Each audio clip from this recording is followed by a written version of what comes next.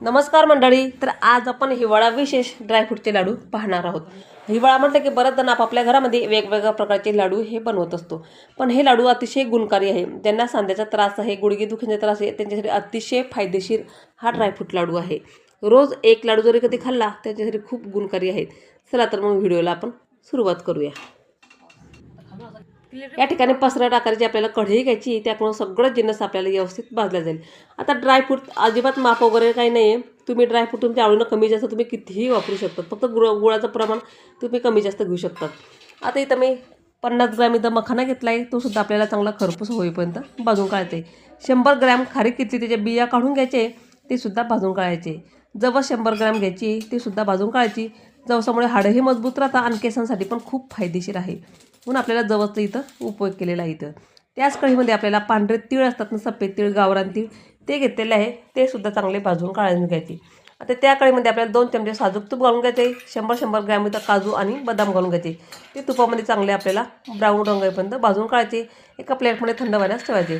इथं 50 gram pumpkin बी आणि मगज बी घेतलेली आहे. तुमच्या आवडीने तुम्ही कमी जास्त घेऊ शकतात.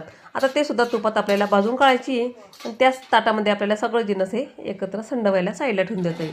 आता खोबऱ्याचा खीस घेतलेला आहे 100 ग्रॅम, तो ब्राऊन रंग येईपर्यंत आपल्याला भाजून काढायचा आहे. कारण कढई गरम असल्यावर तो पटकन भाजला जातो, फार जास्त वेळ त्याला लागत नाही. आता पुन्हा त्यामध्ये तूप घालून घ्यायचे आणि खजूर घेतलेले आहे 100 ग्रॅम, त्याचे बिया पूर्ण काढून घ्यायचे आणि ते सुद्धा तुपात चांगलं परतून घ्यायचं आहे.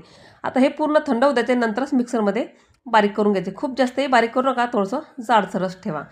त्या कढईमध्ये उरलेलं जे तूप होतं त्याच्यात घालून घ्यायचं आहे आणि 100 ग्रॅम इथं डिंक घालून घ्यायचं आहे. डिंक अगदी ब्राऊन रंग येईपर्यंत तळून घ्यायचे. तुम्ही जर पांढरा असताना जर लगेच काढला तो आतमध्ये कच्चा राहतो, म्हणून आपल्याला पूर्ण ब्राऊन रंग येईपर्यंत तळून घ्यायचं आहे की जेणेकरून आतपर्यंत तळलं जाईल. इथं 150 ग्रॅम इथं गूळ घेतलेला आहे आणि त्यात थोडंसं पाणी मिक्स करून घ्यायचं, म्हणजे गूळ मेल्ट व्हावा या ठिकाणी.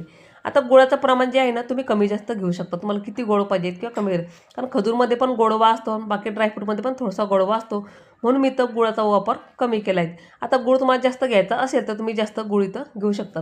आता गुळाचं मिश्रण ड्रायफ्रूटच्या मिश्रणामध्ये घालून घ्यायचं, वेलची पावडर घालून घ्यायची आणि जायफळ किसून घालायचं आहे. आता हे सर्व मिश्रण गरम आहे, त्यामुळे आपल्या चमच्याच्याच मदतीने सगळं मिक्स करून घ्यायचं आहे, जेणेकरून लाडू वळण्यामध्ये अगदी सोपं जाईल. आता लहान मोठ्या आकाराचे लाडू तुम्ही वळून घेऊ शकतात. तुम्हाला किती मोठा पाहिजे त्यानुसार, कारण ड्रायफ्रूटचे लाडू हे छोट्याच आकाराचे असतात, कारण मुलं बरंच जरा खाण्यासाठी कंटाळा करतात, म्हणून छोट्या आकाराचे लाडू बनवून घ्यायचे, म्हणजे त्यांना कंटाळा पण येणार, खाताना छोट्या आकाराचा ते पटकन संपवू शकतात. म्हणून आपल्याला एक लाडू असं रोज मुलांना द्यायचा आहे. मुलांना काय, मोठ्यांना सुद्धा तुम्ही हे लाडू देऊ शकतात. खरं सांगते, हे लाडू एवढे गुणकारी आहेत, ज्यांना सांधेदुखीचा